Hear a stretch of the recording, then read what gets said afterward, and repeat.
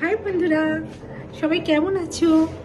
আশা করি সবাই খুব ভালো আছো। শুভ সকালের শুভেচ্ছা নিয়ে আজকে শনিবার, এখন বাজে বেলা 11টা। তো এখন আমি আমার ভিডিওটা শুরু করছি। আজকের একটু ভোর বেরিয়ে পড়লাম।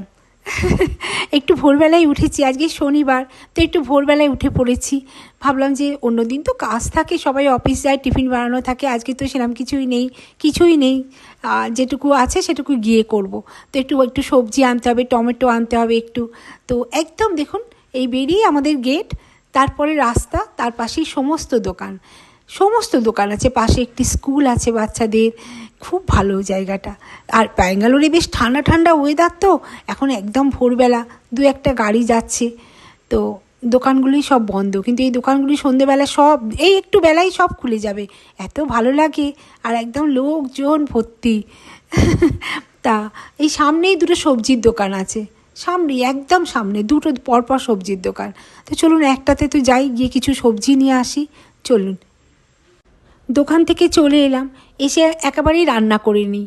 কী রান্না করব ভেবে পাচ্ছি না। টিফিন তো আজকে বানানোই আছে, আর ওরা তো আজকে অফিস যাবে না কেউ, তাই জন্য ওদের টিফিনটাও বানানো নেই। তাই 3 পিস মাছ ভেজে নিলাম, ডাল দিয়ে খেয়ে নেবে। আর কতগুলো না কালকের বেলে মাছ এনেছে জানেন, আমাদের এই সামনের দোকানটা থেকে। এখানে আবার অদ্ভুত ব্যাপার, রবিবার মাছ আসে না বলে দোকানটায়, বৃহস্পতিবার মাছ আসে। তো যাই হোক, বৃহস্পতিবার শুক্রবারও আসে, তো কালকে শুক্রবার ছিল, তার জন্য এই মাছগুলো নিয়ে এনে রেখেছিল। তো ভাবলাম সকাল সকাল রান্নাটা করে নিই, বেশ সারাদিনটা ফ্রি থাকা যাবে। তাই জন্য ওদের জন্য ডাল করেছি, যেহেতু কটা 3 পিস মাছ ভেজে তুলে নিলাম। ওরা ডাল মাছ ভাজা হলেই খাওয়া হয়ে যায়।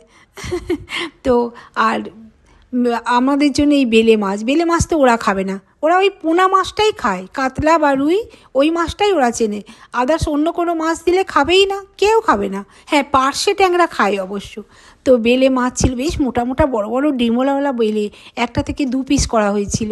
তো সেটা ভেজে নিলাম, নিয়ে এবার যদি বলে মাছের ঝোল খাবো, তাই জন্য দুজনের জন্য দুটো দাগা দিয়ে করে নিলাম, মাছের ঝোলও করে নিলাম, মুড়োটাও দিয়ে দিলাম। মাছের মাথা খেতে বেশ ভালো লাগে। তো মাছের না, কাতলা মাছও এনেছিল সাথে, মাছের বেশ অনেকটা চকচকে তেল ছিল।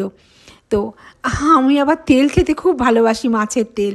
তো সে যাই হোক, একটুখানি কাঁচা লঙ্কা দিলাম, টমেটো দিলাম, একটু আদা রসুন বাটা দিলাম, আর একটু ধনিয়া জিরা দিলাম, আর একটু গরম মশলা দিলাম সাথে, দিয়ে একসাথে বসিয়ে দিলাম মাছের তেলটা।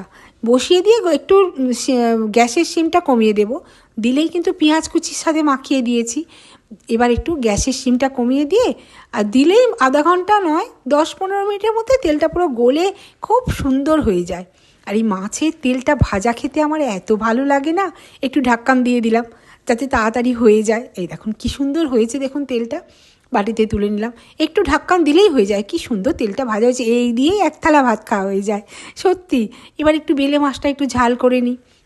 তো আমি তো যেহেতু মাছটা ডিপ ফ্রাই করে নিয়েছি, মানে বেশি করে তেল দিয়ে ভেজেছি, তাই আর ঝোলের মধ্যে তেল দেবো না আমি, ফোড়নেও তেল দেবো না, এমনি শুকনোই দেবো। ওই যে মাছের তেলটা আছে, মাছের তেল মানে মাছে ভেজেছি যে তেল, সেই জন্য আর দেবো না। ডায়েটিশিয়ানরাও তো বলে যে মাছ যদি ভেজে নেন, ঝোলের মধ্যে আর তেল দেবেন না। তো সেই জন্য আর ঝোলের মধ্যে তেল দিলাম না, বেলে মাছের ঝাল করলাম, সাথে কটা বড়িও দিয়ে দিলাম। তো আজকের ভিডিওটা এখানেই শেষ করছি, আবার দেখা হবে কালকে নতুন একটা ভিডিওর সাথে।